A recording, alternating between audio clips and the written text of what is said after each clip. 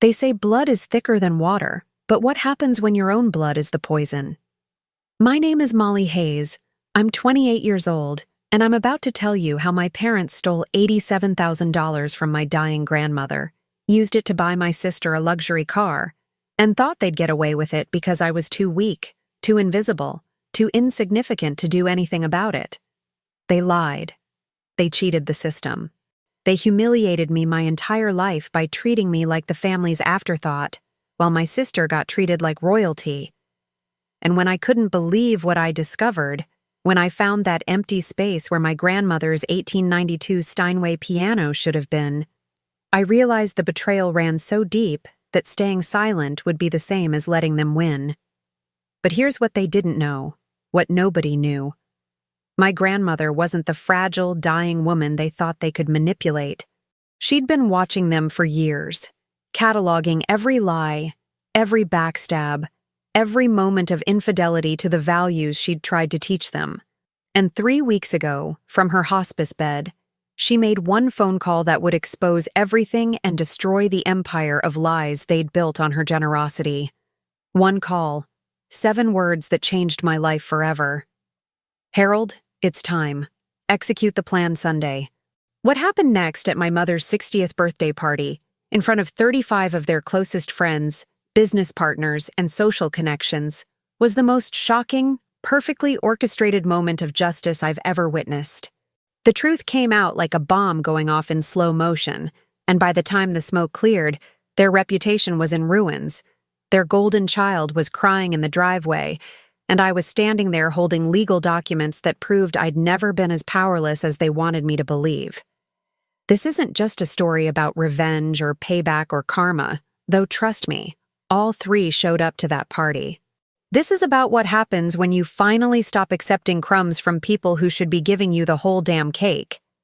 It's about reclaiming your self-worth when everyone around you has spent years trying to convince you that you don't deserve it. It's about the moment you realize that dignity isn't something anyone can take from you unless you hand it over yourself.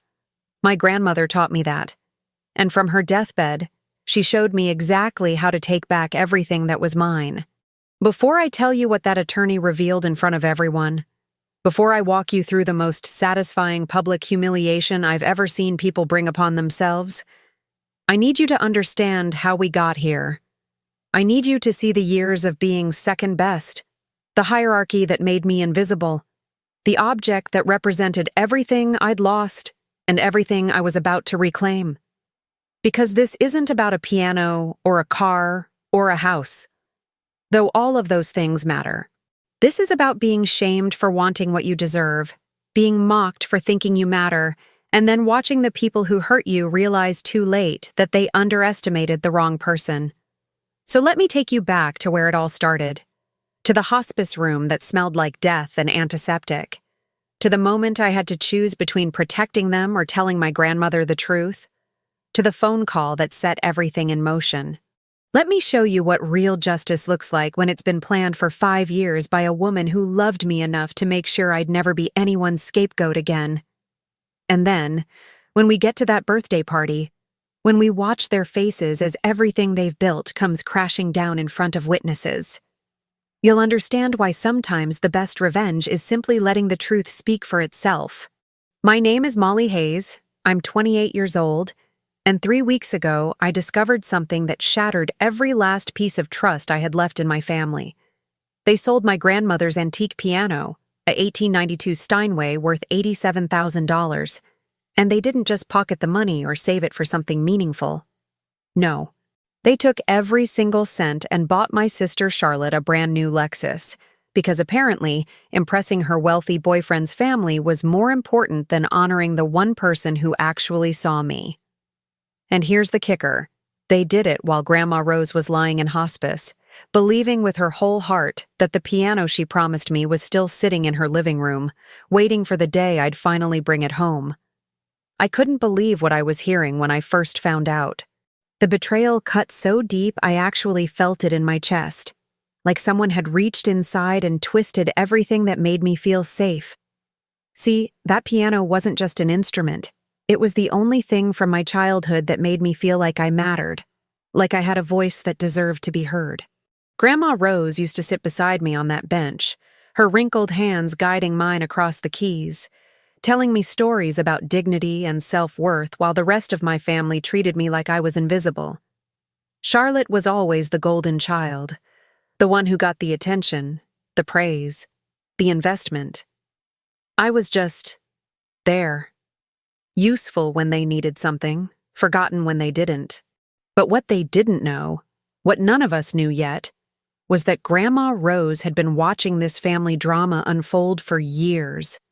She saw the way they backstabbed me with smiles on their faces, the way they humiliated me by always putting Charlotte first, the way they lied about loving us equally when their actions screamed otherwise.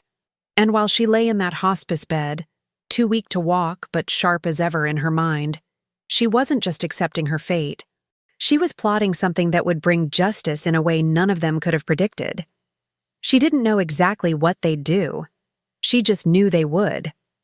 The truth was about to come out, and it was going to be shocking. When I confronted my parents about the empty space where the piano used to be, I expected denial, maybe some weak excuse. What I got instead was cold, calculated justification that made my blood run ice. My father looked me straight in the eye and said, "Your grandmother is dying, Molly. She'll never know. And honestly, you don't need an old piano. You're not even pursuing music anymore. Charlotte needs to make a good impression. This is an investment in her future." My mother chimed in with a threat wrapped in concern. "If you tell Grandma Rose about this and it causes her any stress, if her condition gets worse because of you, that blood will be on your hands. Do you really want to be responsible for killing your own grandmother?" I stood there, shamed into silence, feeling the weight of their manipulation pressing down on me like a physical force. They had turned my love for Grandma Rose into a weapon against me. And for a moment, just a moment, I actually considered staying quiet. But then I remembered all those afternoons at the piano, Grandma Rose whispering to me about standing up for myself, about never letting people steal what's rightfully yours, about the difference between keeping peace and sacrificing your dignity. She had been preparing me for this moment my whole life. I just didn't know it yet. So I made a decision that would change everything. I was going to tell her the truth, consequences be damned, because she deserved to know what kind of people her son and daughter-in-law had become. What I didn't expect was her reaction, or the phone call that would set off a chain of events none of us saw coming. The hospice room smelled like antiseptic and dying flowers, and the constant beep of machines created this haunting rhythm that made every conversation feel heavier than it should. Grandma Rose was propped up against pillows that seemed to swallow her tiny frame, her skin paper-thin and translucent, but her eyes, God, her eyes were still fierce, still alive with that intelligence that had always set her apart from everyone else in our family. My parents had already divided up the responsibilities like we were managing a business project instead of saying goodbye to the woman who raised my father. Dad would handle the estate logistics, Mom would coordinate with the hospice staff, Charlotte would maintain family connections by having dinner with her boyfriend's parents, and me. I was assigned daily visits because, as my mother put it, "You have the most flexible schedule and honestly, she enjoys your company more anyway." Translation, "You're the least important, so you get the grunt work." The family betrayal was so casual, so normalized, that they didn't even try to hide it anymore.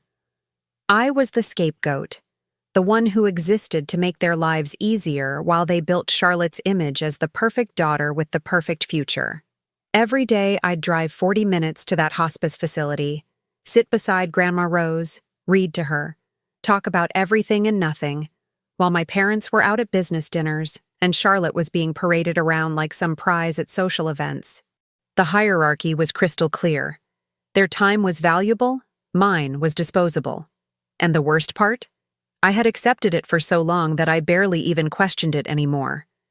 But sitting there that afternoon, watching Grandma Rose drift in and out of sleep, something inside me finally cracked. The piano had been her most treasured possession, a gift from her own mother that had survived wars and migrations and decades of family history. She'd told me 1,000 times it would be mine, that it represented everything she wanted me to remember about where we came from and who I could become. And they had sold it. They had taken that legacy, that tangible piece of love, and traded it for a status symbol to impress people who probably wouldn't even remember Charlotte's name in 5 years. The injustice of it burned in my throat, and I realized I couldn't keep carrying their secrets anymore. I couldn't protect them from the consequences of their own cruelty. When Grandma Rose woke up, I told her everything. I watched her face as I described finding the empty corner in her living room, the confrontation with my parents, their justification, their threats. I expected shock, maybe tears, maybe that final heartbreak that would make me regret opening my mouth. But instead, something remarkable happened. She went completely still, her expression shifting from curiosity to something that looked almost like satisfaction? Like she'd been waiting for this exact information, like I'd just confirmed something she already suspected. She reached for my hand with surprising strength and said, "Molly, sweetheart, I need you to do something for me. Don't react. Don't ask questions yet. Just listen." The room felt charged with electricity as she picked up her phone, her hands shaking slightly but her voice steady, and called someone named Harold Jennings. I'd never heard that name before, but the way she spoke to him was all business. No emotion, just clear instructions about documents and timing and something about the birthday party. She hung up and looked at me with this small, knowing smile that sent chills down my spine. "Sunday," she said simply. "Your mother's 60th birthday party. Harold will be there, and Molly, you're going to see what real justice looks like. What happens next is going to be shocking, but I need you to trust me. Can you do that?"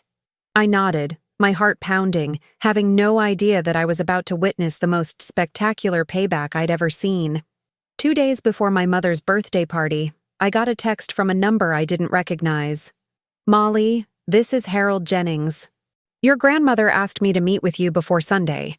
Can you come to my office tomorrow at 2 p.m.? There are some things you need to understand before the event.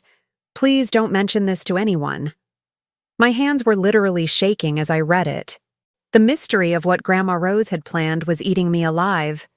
But I also felt this strange sense of calm, like finally, someone was taking my side.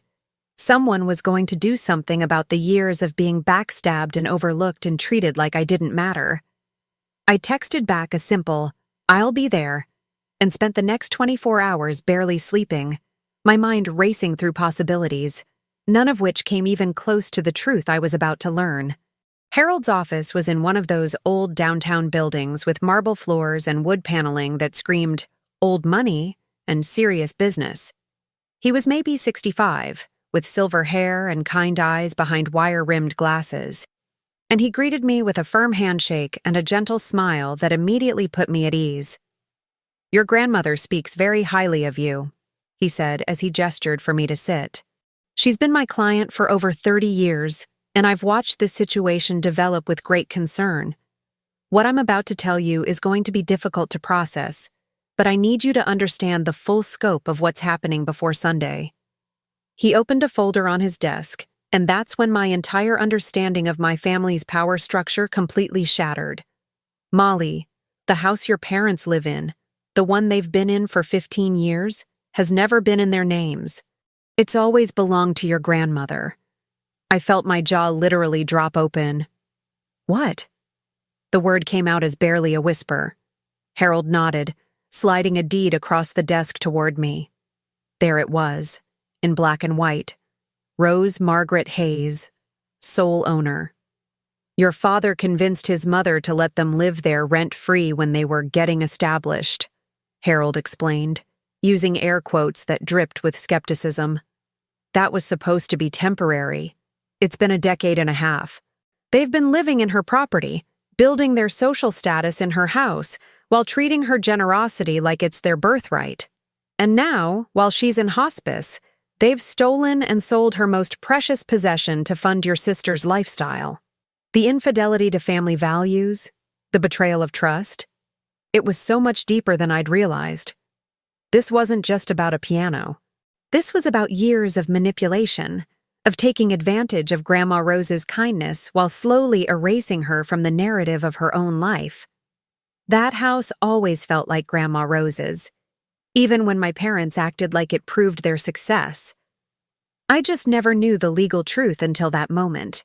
But that's not all, Harold continued. And I thought, what else could there possibly be? 5 years ago, your grandmother came to me worried about exactly this kind of scenario. She'd been watching the way your parents treated you versus Charlotte, the way they spent money they didn't have, the way they measured worth by social status instead of character. So we created something. He pulled out another document, this one thicker, more complex. This is a trust, Molly. In it, your grandmother has placed the house, her savings accounts, her investment portfolio, and a specific list of personal items that she wants protected. And she's named one beneficiary for all of it.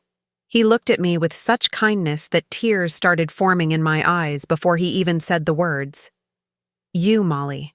Everything goes to you, not your parents, not Charlotte. You. The piano they sold? It was listed specifically in this trust as your inheritance, which means what they did wasn't just morally wrong. It was legally theft. They thought they were stealing from a dying woman. They didn't realize they were stealing from you. They had access to the house and assumed no one would check ownership while she was dying. They sold property that didn't belong to them, property that was already designated as yours. I couldn't breathe. The magnitude of what he was saying, the implications of Grandma Rose's planning, the fact that she'd seen this coming years ago and had been protecting me all along, it was overwhelming. On Sunday, Harold said gently, your parents are going to learn all of this in front of their friends, their business associates, everyone they've been trying to impress. Your grandmother wants witnesses. She wants them to understand that actions have consequences, that you can't build a life on lies and manipulation and expect it to stand forever. She's chosen dignity over silence, justice over fake family peace. And she wants you to be there to see it, because this isn't just about punishing them. It's about reclaiming your self-worth and watching the truth finally come out. I left his office in a daze, knowing that Sunday was going to change everything, and secretly terrified of what that change would actually look like. Sunday arrived with perfect weather. Sunny, mild, exactly the kind of day my mother loved for her carefully curated social events. She'd been planning this 60th birthday party for months, and it was classic Linda Hayes, elegant catering, designer decorations, a guest list that read like a who's who of local business owners and country club members. About 35 people were scattered across our backyard. Well, Grandma Rose's backyard, though nobody there knew that yet. Sipping champagne and making small talk while my mother basked in the attention, like she'd personally orchestrated her own birth 6 decades ago. I stood near the back, watching Charlotte work the crowd in a dress that probably cost more than my rent. Her new Lexus parked prominently in the driveway like a trophy. My father chose that moment to make his grand announcement. He clinked his glass, waited for silence, and launched into this performance that made my stomach turn. I want to thank everyone for coming to celebrate my beautiful wife, he started, his voice dripping with false warmth. And I want to share some exciting news. My mother, Rose, who unfortunately can't be with us today due to her health, has been so generous to our family. She recently gifted Charlotte this beautiful Lexus as an early inheritance because she wanted to see her granddaughter enjoying her success while she's still with us. The crowd made appreciative noises, several people turning to admire the car, and Charlotte beamed like she'd earned it through hard work instead of manipulation and lies. But then I saw heads turning toward the side gate, confusion rippling through the crowd as Harold Jennings walked in, briefcase in hand, with an expression that meant business. My father's smile faltered. "Can I help you?" he asked, trying to maintain his authority in front of his guests. Harold didn't miss a beat. "Yes, Mr. Hayes. My name is Harold Jennings, and I'm the attorney representing Rose Hayes. I have some documents that need to be addressed immediately, and your mother specifically requested that I deliver them here, today, in the presence of witnesses." You could have heard a pin drop. The word attorney had that effect on parties. Suddenly everyone was paying attention, sensing drama, that instinctive human attraction to watching someone else's carefully constructed world start to crumble. My mother tried to intervene, her voice tight with barely controlled panic. "This is highly inappropriate. This is a private family celebration. Whatever business you have can wait until—" "Actually, Mrs. Hayes, it can't," Harold interrupted smoothly. "Because the matter at hand involves property fraud and misappropriation of assets, and the longer we wait, the worse the legal consequences become." He opened his briefcase and pulled out the first document. "This is the deed to this property. Your guests might be interested to know that despite living here for 15 years, you and your husband have never owned this house. It belongs entirely to Rose Hayes and always has. You've been living here as her guests, not as owners." The gasping was audible. I watched my parents' faces drain of color as their friends and business partners processed this information, recalculating everything they thought they knew about the Hayes family's financial status. But Harold wasn't done. "Furthermore," he continued, his voice carrying across the now silent yard, 5 years ago, Mrs. Rose Hayes established a trust. In that trust, she placed this house, her financial accounts, and specific personal property, including a 1892 Steinway piano, to be inherited by her granddaughter Molly upon her passing. 3 weeks ago, that piano was sold without proper authorization for $87,000, and the money was used to purchase the Lexus currently parked in the driveway. Since the piano was already designated as Molly's inheritance, this constitutes theft and fraud.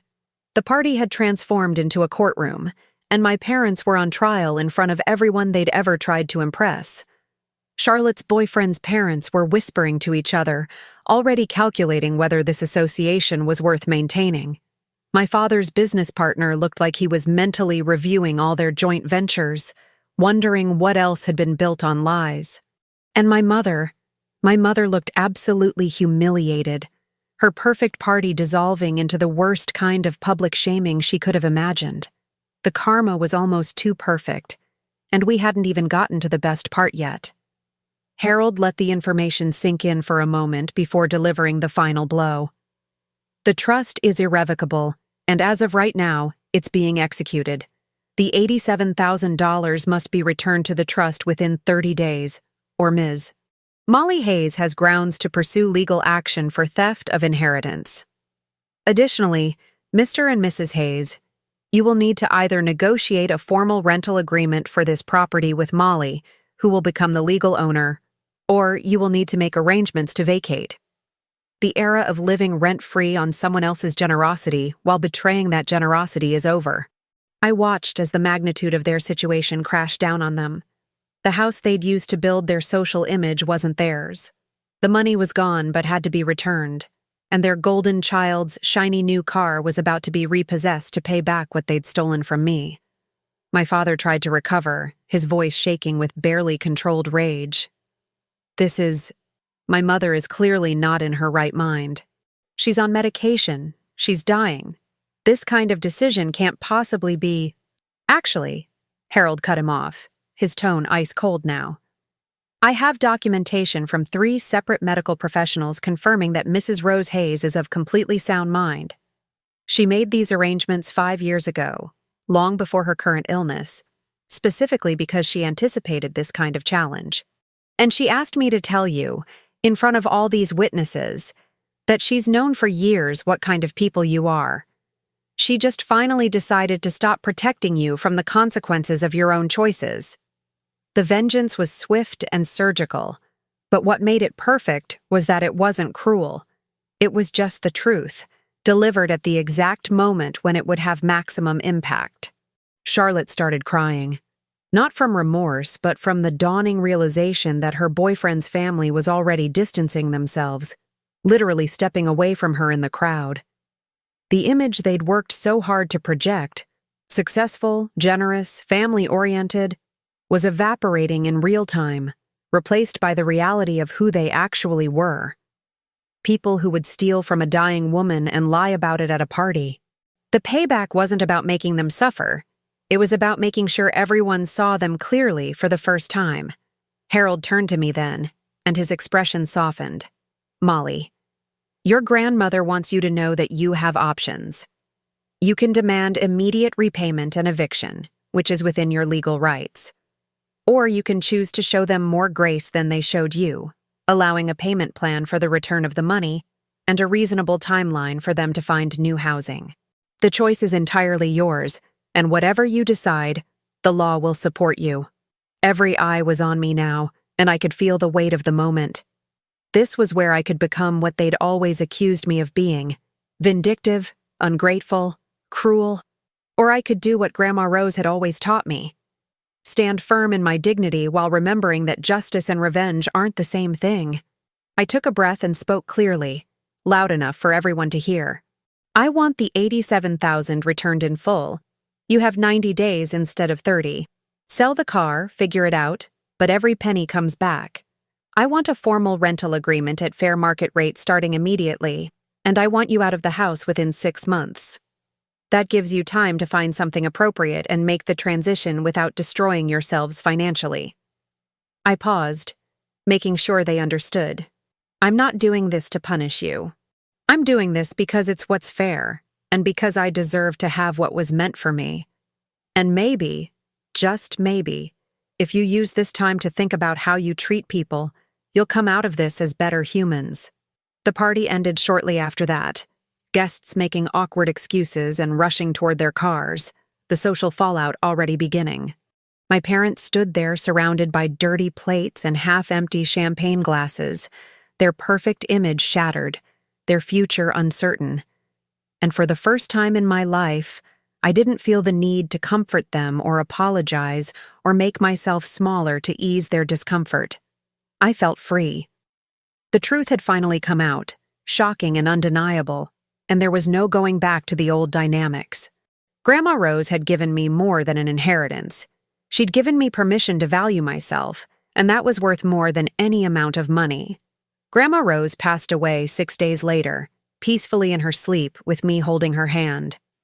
In those final days, she'd whispered apologies I told her she didn't need to make. "I should have protected you sooner. I should have stopped them years ago." But I understood why she'd waited. She'd needed to see if they would change, if they would choose love over status, if they would wake up before it was too late. They hadn't, and so she'd done what she had to do. Her funeral was small, intimate, nothing like my mother's elaborate party. My parents sat in the front row looking hollow, Charlotte beside them with red-rimmed eyes, and I stood at the front and played a piece on my phone, a recording of me at the piano when I was 16, back when Grandma Rose would sit beside me and smile. The aftermath unfolded like dominoes falling in slow motion. My father's business partner quietly dissolved their partnership, citing ethical concerns that everyone in their circle understood meant, "I can't be associated with someone who steals from their dying mother." My mother lost her position on 2 charity boards, the invitations to social events dried up, and the friends who'd filled our backyard suddenly had scheduling conflicts whenever she called. Charlotte's wealthy boyfriend ended things 3 weeks after the party. His parents had made it clear that aligning their family with ours was no longer appropriate. The karma they'd been building through years of betrayal and lies had finally come due, and they were paying the price in the currency they valued most: reputation and social standing. But here's the thing about rock bottom. Sometimes it's where real change begins. 4 months after Grandma Rose died, Charlotte called me. Not to ask for anything, not to make excuses, but to tell me she'd started therapy and was beginning to understand how damaged the family dynamics had been. "I'm not asking for forgiveness," she said, her voice quiet and genuine. "I just wanted you to know that I'm trying to become someone different than who they raised me to be. Someone more like Grandma Rose. Someone more like you." We talked for 2 hours, and while I couldn't forget the years of being second best, I could appreciate her honesty and her effort. Healing doesn't mean pretending the betrayal never happened. It means acknowledging it and choosing whether to leave room for something new. I moved into Grandma Rose's house on a Saturday in September, 6 months to the day after that birthday party. My parents had found a smaller rental across town, something they could actually afford on their own, and the process had been tense but civil. I'd honored my word about the payment plan and the timeline, and they'd honored theirs by not fighting me on the inheritance or trying to contest the trust. The house felt different now, lighter, like it had been holding its breath all those years and could finally exhale. I spent the first week just walking through rooms, remembering afternoons with Grandma Rose, understanding now that she'd been showing me all along what strength looked like when it's quiet and patient and strategic. The piano arrived on a Tuesday, not the original Steinway, which was gone forever, but a beautiful used Yamaha Grand that I'd found at an estate sale and restored with part of my inheritance. When the movers positioned it in the same corner where Grandma Rose's had stood, something inside me settled into place. I ran my fingers across the keys, feeling the weight of them, the resonance in the wood, and realized that this wasn't about replacing what was lost. It was about creating something new, building my own legacy while honoring hers. The first song I played was the one she'd taught me when I was 7, about a bird learning to fly, and I cried through the whole thing. But they were good tears, the kind that wash away old pain and make room for new growth. My parents asked to visit last month, and I said yes. We sat in the living room, my living room now, and had the most honest conversation we'd ever had. They apologized, really apologized, without excuses or justifications. My father admitted he'd been living beyond his means for years, trying to project success instead of building it, and that he'd sacrificed his relationships for his image. My mother confessed that she'd seen Charlotte as a second chance to live the life she'd wanted, and in doing so, she'd failed to see me as my own person with my own value. It wasn't perfect, and it didn't erase the past, but it was real. And that mattered. They weren't healed. They were just finally honest. Consequences opened the door to honesty. Forgiveness is still a work in progress. Because the greatest revenge isn't destruction. It's living well, setting boundaries, and refusing to carry other people's shame. Grandma Rose taught me that. She taught me that reclaiming your dignity is the most powerful form of justice, and that sometimes the people who betrayed you can learn from watching you walk away with your head high. The truth will always come out eventually. The only question is whether you'll be ready when it does. So that's my story. That's what happened when my family thought they could steal from a dying woman and get away with it because I was too quiet, too accommodating, too well-trained to fight back. But I want to know, have you ever been in a situation where your own family treated you like you were less than? Where you watched someone else get everything while you got the leftovers and the excuses? Drop a comment below and tell me, what would you have done in my position?